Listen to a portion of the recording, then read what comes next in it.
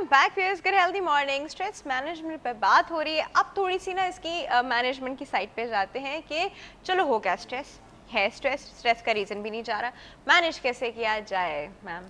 Okay देखिए, अगर stress आपके पास मौजूद है, स्ट्रेसर मौजूद है, तो सबसे पहली बात जो हमने कही कि आप प्रॉपर काउंसलिंग में, प्रॉपर साइकोथेरेपी में अगर आप जाएंगे, हम तो मानते ही नहीं ना कि कुछ हुआ हुआ है। हाँ ठीक है। अच्छा, अगर आप इस साइड पे जाएं, सबसे पहले तो मैं कुछ ऐसी टिप्स बताना चाहूँगी जो बिल्कुल आपको काउंसलिंग की तरफ नहीं, लेकिन एक डेली लाइफ आपकी एक्टिविटीज़ हैं जिसको अगर आप अपनाते हैं तो फिर आप एक स्ट्रेस को कम से कम कर सकते हैं अपनी लाइफ के अंदर। एक सिंपल सी चीज़ हम देखें, हमारी कौम के अंदर कितने लोग एक्सरसाइज करते हैं? एक्सरसाइज छोड़ दें आप, कितने लोग 30 से 40 मिनट का वॉक करते हैं? ठीक है, क्या हमारी लाइफ इतनी बिजी हो गई है कि हम 30 या 40 मिनट अपने लिए नहीं निकाल सकते? तो एक छोटी सी हैबिट कि आप दिन में आप एक्सरसाइज नहीं कर सकते, कुछ प्रॉब्लम्स है, फिजिकल प्रॉब्लम्स की वजह से कहीं दर्द है, इस तरीके की चीज़ें होती हैं, तो आप वॉक कर लें, सिंपल वॉक करें, एक्सरसाइज करें, तो इन चीज़ों से आपका स्ट्रेस लेवल कम हो सकता है। आपकी बॉडी के अंदर वो तवानाई पैदा होती है कि जिससे वो स्ट्रेस से लड़ सके। दूसरी चीज़, हमारी जो कम्युनिटी है, हमारा जो मुल्क है, उसमें आपको इंडिविजुअल सोसाइटी के बजाय आपको कलेक्टिव सोसाइटी मिलती है। आपस में लोग एक साथ मिल के रहते हैं, फैमिलीज़ और एक दूसरे से रिश्तेदारी, इन सब चीज़ों को बहुत अहमियत दी जाती है। हमारा कल्चर है और ये हमारे कल्चर जब तक प्रमोटेड था तब तक हमें इन सारी चीज़ों की इतनी ज़रूरत नहीं थी जितनी आज हमें ज़रूरत पड़ रही है।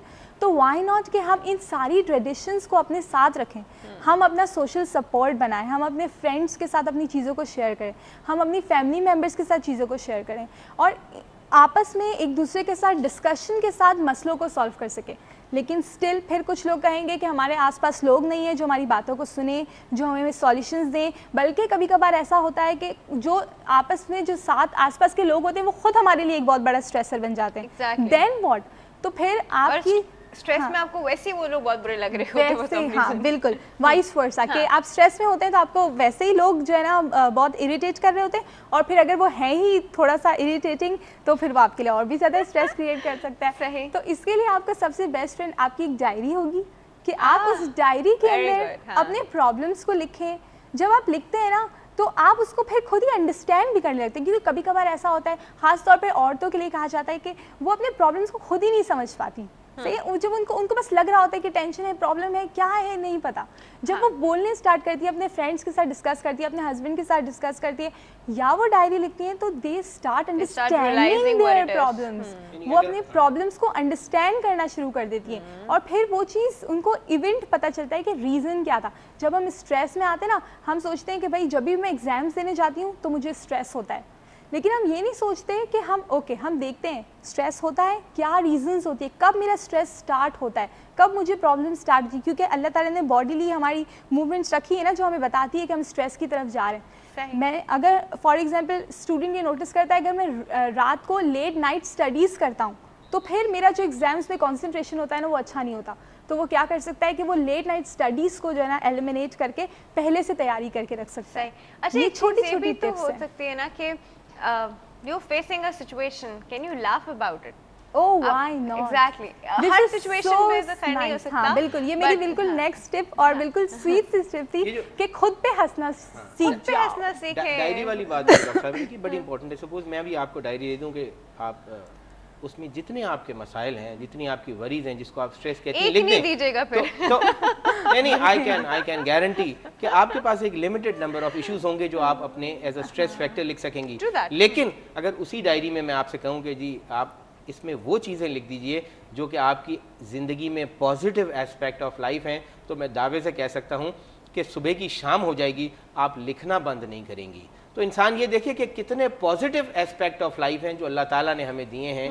उतने सारे कई हजार या कई लाख या शायद अनगिनत पॉजिटिव एस्पेक्ट हैं जो आज मुझे और आपको मिले हैं, उनको हम एक साइड पे रख देते हैं। और इसी पॉजिटिव और नेगेटिव का बैलेंस ही तो स्ट्रेस से फाइट बैक करने का एक तरीका सिखाता है। और वो जो चंद एक नेगेटिव हैं उसको लेके आप बैठ गए। तो इसमें एक चीज और है जो अभी इन्होंने मेंशन नहीं की, मैं कह रहा था शायद करें मेंशन, कि आप you